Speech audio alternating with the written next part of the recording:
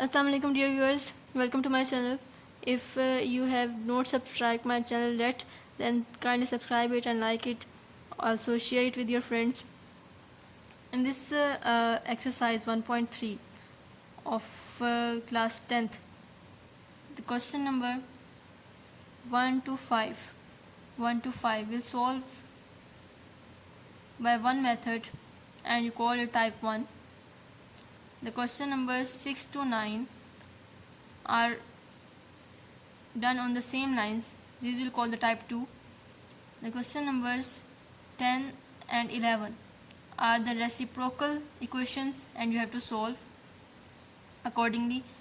The question number 12 to 14 are exponential equations, and 15 to 16 are of type 5. So this is the question number 1 of type 1 question, in which you have to let the variable y equals to in terms of x. So let y is equals to x square, and this will reduce to quadratic equation. Y equal to x square, then taking square on both sides,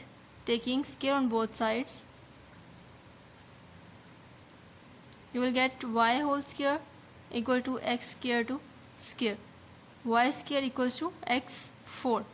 Now एक equation यहाँ पे जो confusion arise होती है वो ये है कि हमने एक्स स्क्वायर को y लेना है या x4 को y लेना है. सिंपली यहाँ पे कोई मसला नहीं है. सिंपल बात ये है कि आप एक को लेट कर लें, एक्स वाई लेट कर लें, और जब उसका आप स्क्वायर करें तो दूसरा वेरिएबल ऑटोमेटिकली बनना चाहिए. अगर तो दूसरा वेरिएबल नहीं बन रहा, इट मीन्स कि आपने जो लेट किया है वो गलत किया है. इस तरह से आप दूसरा वेरिएबल फिर लेट करेंगे और उसका स्क्वायर करेंगे तो सेकेंड वेरिएबल बनना चाहिए. So let's move forward. Now put these values in equation number A, means in the main question. Now x4 will go to 2y square minus 11 and x square is replaced with y plus 5 is equals to 0. Now you see कि ये जो है एक quadratic equation बन गई है in the variable y. Now अब आप इसमें कोई भी मेथड लगा के इसको सोल्व कर सकते हैं quadratic equation का. तो मैं यहाँ पे quadratic formula अप्लाई करूँगी. यहाँ पे जो formula in terms of x नहीं है, अब इन टर्म्स ऑफ y बने, क्योंकि आपका वेरिएबल y है. तो सिंपली आपने a की जगह 2 पुट करना है, b की जगह -11 और c की जगह 5 पुट करेंगे. इसमें वैल्यूज डालेंगे तो आपका सिंपली आंसर आ जाएगा 11 प्लस माइनस क्यूब 81/4. ये आया है आपका y में. अब आपने क्या करना है, इसको सिंप्लीफाई करना है. y is equal to 11 plus minus 81 का स्क्वायर रूट होता है जी 9/4. नेक्स्ट अब इसको हम अलग अलग सेपरेटली सोल्व कर लेंगे. y is equal to 11 plus 9/4 and the second is 11 minus 9/4 is equals to 20/4 and 11 minus 9 is 2/4. So after cutting you will get y is equals to 5 for 5 times 20 and 2 1 times to 2 times, so 1/2. So is it the answer? No, it is not the answer. यहाँ पे क्या है, आपका question क्योंकि x में है तो आपका आंसर भी x में ही होना चाहिए. यहाँ क्योंकि आपका आंसर y का आया है तो आपको यहाँ पे बैकवर्ड सब्स्टिट्यूट करना पड़ेगा ताकि आपका आंसर x में आ सके. तो अब जो आपके आंसर y में आए हैं, तो आपने जो लेट किया था y equal to X square, वो आप यहाँ पे अब दोबारा लेंगे, क्योंकि आपके दो आंसर आए y is equal to 5 and y is equal to 1/2. इसको हम y की जगह क्या डालेंगे, एक्स स्क्वायर डालेंगे. So X square is equal to 5, ये y की जगह आ गया, और यहाँ भी X square is equal to 1/2. अब आप x के लिए सोल्व करेंगे इसे. अब x के लिए क्या करना है, क्योंकि ये स्क्वायर में है तो इसका स्क्वायर रूट ले लेंगे बोथ साइड पे. तो क्या होगा, x is equal to plus minus square root 5 and x is equal to plus minus 1/√2, क्योंकि स्क्वायर रूट 1 का 1 ही होता है, इसलिए प्लस माइनस स्क्वायर रूट 2. अब यहाँ पे देखें, जितनी डिग्री होगी इक्वेशन की उतने आंसर आएंगे. यहाँ पे डिग्री कितनी है, 4. इस तरह से 4 आंसर बनेंगे. ये प्लस माइनस 2 आंसर बन गए और ये प्लस माइनस 2 आंसर बन गए. तो आपका सोल्यूशन सेट क्या बनेगा, plus minus square root 5 and plus minus 1/√2. Now here is the third question. In question number 2 the values are same as in question number 1, so you can solve on the same lines. Now we'll start question number 3 here. So let y is equals to x power 1/4. यहाँ भी हम 1/4 पार लेंगे। क्यों? क्योंकि जब हम इसका taking square on both side लेंगे तो इसका दोबारा ये आंसर आना चाहिए automatically. So taking squares on both sides, we get y square is equals to x power 1/4 whole square. It will get y square equal to x power 2, 4 साथ cancel होगा तो ये बचेगा 1/2, विच इज़ ऑटोमेटिकली ये आ गया है दूसरा variable. इसका मतलब ये कि जो आपने लेट किया है वो बिल्कुल ठीक है। सो अब हम इसमें वैल्यूज पुट करेंगे। 5 x पावर 1/2 की जगह आएगा y square is equal to 7 और x पावर 1/4 की जगह आएगा y -2। अब हमने इसको स्टैंडर्ड क्वाड्रेटिक फॉर्म में लेके जाना है। 5y square minus 7y plus 2 equal to 0। अब आप इसको जिस मेथड से सॉल्व करने हैं इसको यहाँ पे फैक्टराइज कर देते हैं, और you can use any method in which you are easier. So here 5 2 times is 10 and 5 plus 2 is 7. So use the factors 5 and 2 minus 5y plus 2y plus 2 is equal to 0. 5y square minus 5y minus plus minus 2y plus 2 is equal to 0. अब हम इसकी pairing करके इसमें common ले लेंगे। 5y पहले में से कॉमन आ जाएगा और क्या बचेगा y -1, एंड यहाँ से -2 कॉमन आएगा और ये बचेगा y minus plus -2 1 times 2 equals to 0। y -1 common आ जाएगा और जो बाकी सेपरेट होगा 5y -2 इक्वल्स टू 0। इसको सोल्व करके y -1 equals to 0 and 5y -2 equal to 0, we get y is equals to 1 and y is equals to 2/5. Now similarly in last question आपका अब आंसर आया है y में, लेकिन क्योंकि आपका क्वेश्चन x में है इसलिए आपका आंसर भी x में होना चाहिए।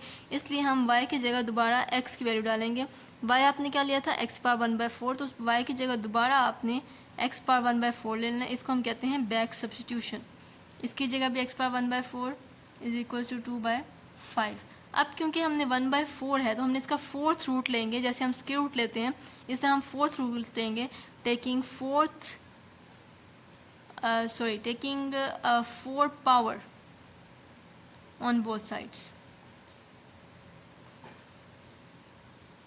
Now taking 4th power on both sides, यहाँ भी हम 4 पावर लेंगे तो ये 1 पावर 4, और यहाँ पे भी 4th पावर लेंगे 2/5 पावर 4। 4 से कैंसिल हो जाएगा और इसका आंसर आ जाएगा x इक्वल टू 1, क्योंकि 1 पावर 4 1 ही होती है, और x यहाँ पे भी 4 से कैंसिल हो जाएगा, और 2 power 4 is 16 and 5 power 4 is 625। So will get the solution set 1 and 16/625. So here comes the question number 4.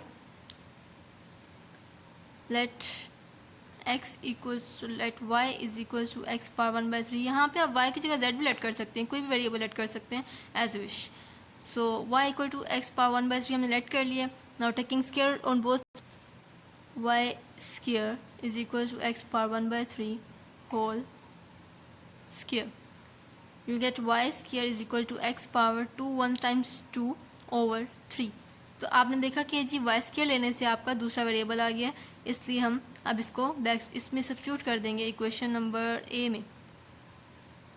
तो यहाँ इसकी जगह क्या आ जाएगा y square plus 54 is equal to 15, x power 1/3 की जगह क्या आएगा y। अब इसको हम इसके स्टैंडर्ड फॉर्म में लिखते हैं, y square minus 15y plus 54 is equals to 0। Now factorisation से सॉल्व करेंगे। 54 के फैक्टर्स बनाने आपने 9 6 54 होता है और 9 + 6 is 15। So y square minus 9y plus 6y plus 54 is equal to 0 and opening the bracket, taking common,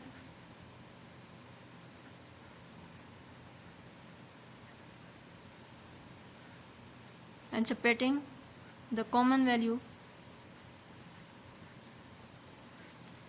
and after simplification you will get the two answers. Now by back substitution to find the answer in terms of x, now y equal to 9 and y equal to 6 answer आ गया। अब आपने back substitution करनी है, back substitution. तो y की जगह क्या put करेंगे, x पावर 1/3, सो y x power 1/3 both side put कर देंगे इक्वल टू 6। अब 1/3 ख़त्म करने के लिए आपको थर्ड पावर लेनी पड़ेगी ताकि 1/3 से 3 कैंसिल हो जाए और आपका सिर्फ x रिमेन हो जाए।